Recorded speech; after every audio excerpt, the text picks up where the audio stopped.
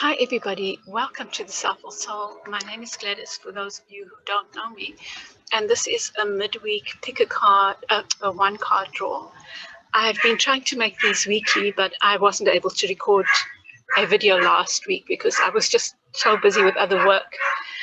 And I meant to put this up yesterday. In fact, I did record yesterday, but I was using new software and I don't know what went wrong, but eventually at 2 o'clock this morning, I woke up and I saw that it had uploaded the video, but to my private YouTube channel, which is no use to you or to me. It was just not okay.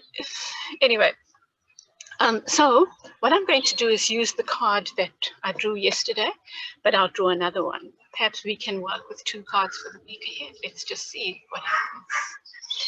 Okay, so the card, the one, so the idea behind the one card draw, for those who don't know, is that I draw a card and I work with it for the week ahead, and then I report back my experiences of it, my insights, whatever, and then I draw another card. And my invitation is extended to you as well.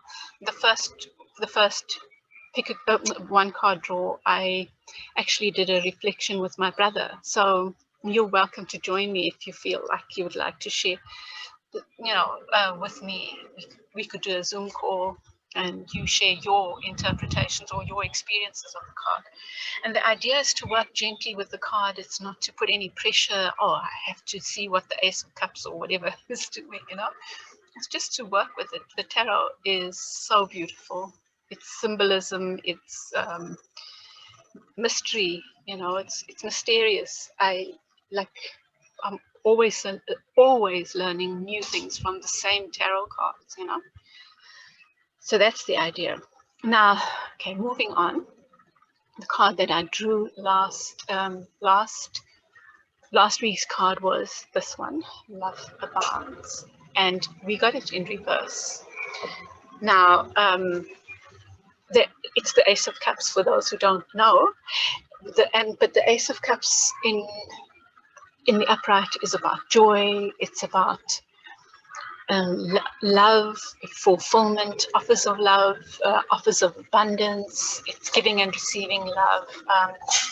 Well, in fact, it's just feeling full of love, whether that's received or not. It's you as that one being feeling full of love, extending love, and seeing love all around, right? So that's the Ace of Cups in the upright. Now in reverse, okay, I'll tell you my experiences of it. So the first week, and perhaps it was good that I did it over 2 weeks, because the first week I felt distinctly unloved and unappreciated. And I just want to say it was simply a feeling. It wasn't reality, it was my perceptions, and it was related to my work. I've been working on this education series, and I didn't feel the vibe or like the feedback, And of course, I think I'm an empath, and Soulful Soul is my baby. And I put so much into everything that I do, like with the education series. But that's all part of my learning, is that thing about expectation. It's an ongoing journey about being aware of our expectations and also of our perceptions, and questioning the realness of them. For one, like a perception doesn't mean it's true. We can perceive ourselves as feeling unloved, but that might not be the case, or unappreciated, or whatever, however we are feeling. And we need to be in check with that all the time. So that was my thing, was to check in on that. And that was my first week. And I also thought a lot about people who live with depression, because I have loved ones, people I know and love, who live with depression. And I think that the Ace of Cups can also speak about depression. I can't imagine what it must be like. I've only heard people talk about it, about that darkness, and not being able to get up And I imagine the Ace of Cups and the lesson of the Ace of Cups relates there as well. Okay. Then the next week, last week, was just like a completely different experience. I worked with someone called Edna Ruth, and some of you will have watched the education video, the last video I did on education.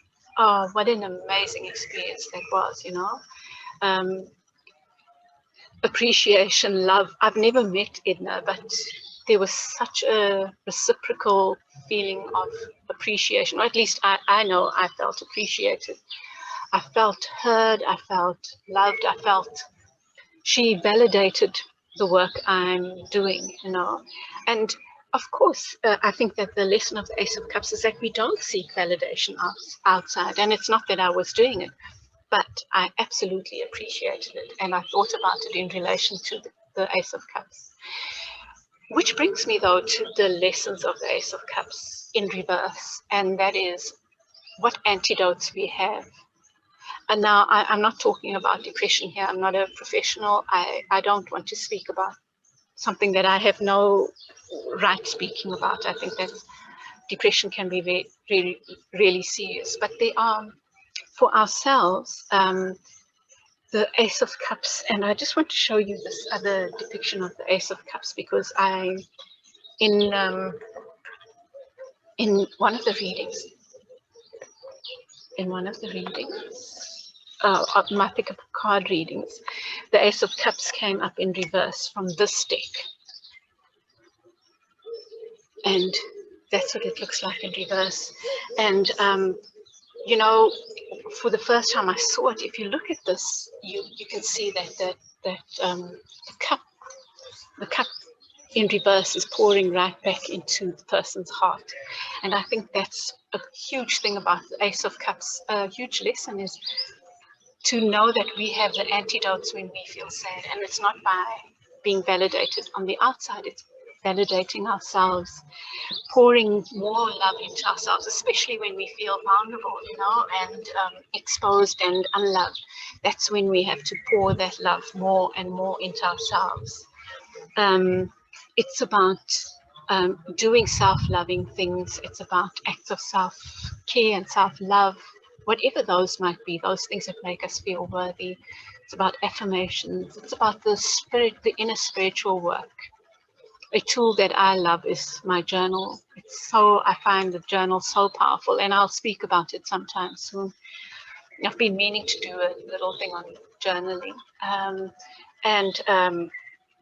Other things are like having a bubble bath, for example, if that's what makes you feel good. Like me, I mean, I'm not really into nails, but lately, you know, I see some of the tarot readers with beautiful nails, and I think, oh, that looks so nice. I'll try, even though my son laughs at me and it's very badly done. But I'm going to go for a manicure. Which brings me to another thing that I wanted to share. Okay, and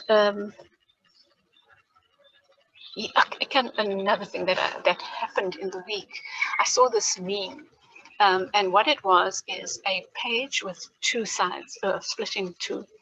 And on the one side, on the left, it said, and some of you might have even seen this, it says, what people think self-care is. And on the right, it said, what self-care actually is. On the left, what people think self-care is, it was manicures. It was, I think, movies, a bubble bath, and then oils and crystals. And on the right, it was sleep hygiene, meditation, good nutrition, exercise. And I was highly triggered by this. I was highly offended by it, actually, because my belief is each and every one of those is self-care. My question would be, if you come home from a hard day's work and it was really difficult, all you want is a bubble bath. It's cold and your bones are tired and whatever the case might be, and you just know that a bubble bath with candles is what you need. And the thought of meditation makes you want to run screaming. Which one in that case is self-care? And obviously the self-care there would be the bubble bath, right? So each and every one of those is self-care. I guess the meditation, the nutrition, the exercise, all those things are more long-term things, but sometimes we need the immediate, the thing that works. Self-care is every one of those things. And if a manicure makes you feel better, if it makes you feel tender, if it makes you feel loving, if it's whatever works to make you feel better, to take you out of whatever state of self-loathing, self-hurt, or even you might not even be feeling all those things, but you, in fact, that's it. It should be a regular thing of constantly keep taking care of ourselves. Affirmations, loving thoughts, building ourselves up when we feel down, just constantly making ourselves our first loves. Because yes, we have love, we can have beloved children. I have a beloved, beautiful son who constantly at 14 years old tells me he loves me, constantly tells me he loves me. And that's so beautiful. And we might have lovers and partners and parents and whoever who show us love. But first and foremost, we have to be self-loving and self-loyal. I think that's the word. We have to be loyal to ourselves. And I looked then at the other card that I wanted to share from here was the Queen of Cups. And the Queen of Cups, look at her, full, just surrounded by love. The Queen of Cups is the nurturer. She's the emotional nurturer. She feeds people's emotions, and she's comfortable doing that. And I think that our quest is to be our own Queen of Cups. And I really think that that's what the Ace of Cups lesson was for us this week. Okay, let me see if I've captured everything that I want to talk about. Yeah, I think so. Short and sweet. And then the card that I drew yesterday was the Seven of Cups. This also came up in a reading, but I'm not going to say much about it except just to say that the Seven of Cups is about choices. It's about being in a situation of having so many choices, and sometimes having too much choice can leave us feeling stuck, right? When you have so much choice, you don't end up not knowing what to do with those. The idea of the Seven of Cups is to be is those choices teach us to be discerning. So we need in the Seven of Cups, you'll see, and I'll talk about it more next week, that not all the cups are filled with right things. Some of them are fantasy, some might be real, and it's our role to be discerning about it. And it did come in the upright. So just think about that in the week ahead. Just feel that and see if that energy makes sense to you, and if it's in your space. Now, the other card that we've got is the card of Leo, the Eight of the Strength card. Sorry, I'm having lots of moments. And in this John Holland deck, it says control, and it's about the ego. The Eight of the Strength card is about ego, and it's about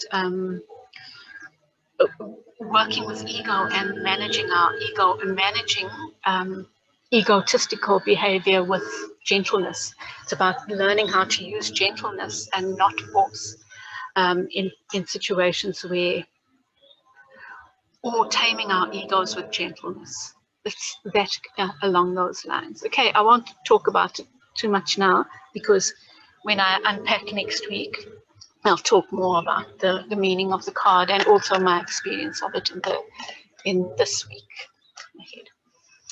Okay, beloveds, I'm going to leave it there. I hope that makes sense. I hope you enjoy working with the cards, and please let me know if you'd like to share with me, feedback with me here. Okay, have a wonderful week ahead. I'm going to chat with you again. I'll share your weekly pick a card reading on Sunday morning around 9. I'm going to try to keep it that time, South African Standard Time. Thank you for all your love and support. Chat with you soon. Bye.